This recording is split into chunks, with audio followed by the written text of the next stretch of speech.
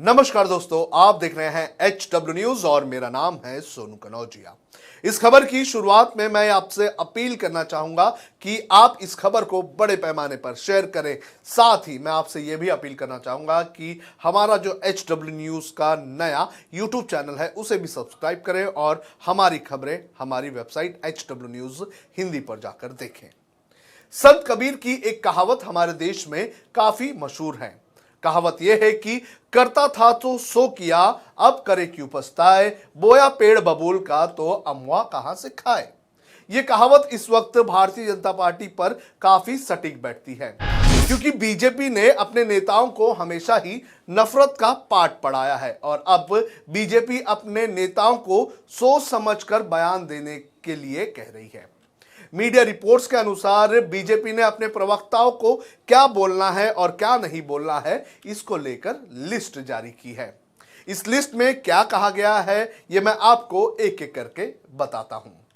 अब तक जो भी हमने बीजेपी के नेताओं के बयान देखे हैं, डिबेट्स देखे हैं, उसमें कई सारे बयान उकसाने वाले और कहीं ना कहीं किसी ना किसी धर्म को नीचा दिखाने वाले हैं। खुद बीजेपी ने ही अपने 38 नेताओं के करीब 5200 संवेदनशील सोशल मीडिया पर ट्वीट्स पाए हैं और अब खबरें आने लगी हैं कि बीजेपी के ये नेता अपने ट्वीट्स को डिलीट करने में लगे हुए हैं। लेकिन मेरा सवाल यह है कि बीजेपी के नेताओं की नफरती बयान देने की सूची इतनी लंबी है और इस लंबी सूची को कहां तक डिलीट किया जाएगा। विपक्ष की माने तो बीजेपी के स्कूल में सिर्फ और सिर्फ नफरत का सिलेबस पढ़ाया जाता है। संबित पात्रा हो, गिरिराज सिंह हो या फिर प्रज्ञा ठाकुर हो, इनके बयान कैसे वापस लेगी बीजेपी। संबित पात्रा को तो हमने कई सारे डिबेट शोज में मुल्ला ओ मुल्ला, दाढ़ी वाले चुप बैठ जा, ऐसा कहते हुए कई बार सुना है। बीजेपी इन सब चीजों को वापस कैसे लेगी। चलिए अब आपको बताते हैं कि बीजेपी के नेताओं को जो लिस्ट जारी की गई है डूज और डोंट्स की, उसमें क्या कहा गया है। हालांकि बीजेपी की तरफ से ऑफिशियल अनाउंसमेंट नहीं किया गया है, लेकिन कई सारी मीडिया रिपोर्ट्स में इसका जिक्र किया है। सबसे पहले कहा गया है कि अब से टीवी डिबेट शोज में वही प्रवक्ता और पैनलिस्ट जाएंगे जिन्हें पार्टी के मीडिया सेल ने अपॉइंट किया है। मतलब यह कि बीजेपी का कोई भी नेता अब मुंह उठाकर किसी भी टीवी न्यूज चैनल के सामने नहीं जाएगा।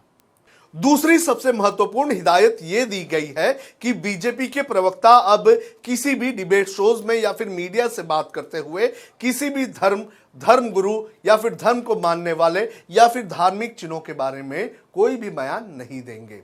यह हिदायत काफी अच्छी है, लेकिन इससे अच्छा यह होता कि बीजेपी अपने नेताओं से यह कहती कि किसी भी धर्म के बारे में गलत बयानबाजी ना करें। तीसरी हिदायत खास तौर पर संबित पात्रा जैसे प्रवक्ताओं के लिए है जो डिबेट शोज में काफी एक्साइटेड और उग्र हो जाते हैं। इसमें कहा गया है कि प्रवक्ताओं को अपनी भाषा का ध्यान देना होगा और बीजेपी से जुड़े हुए मामलों और गरीबों को लेकर मोदी सरकार की योजनाओं पर ही फोकस करना होगा।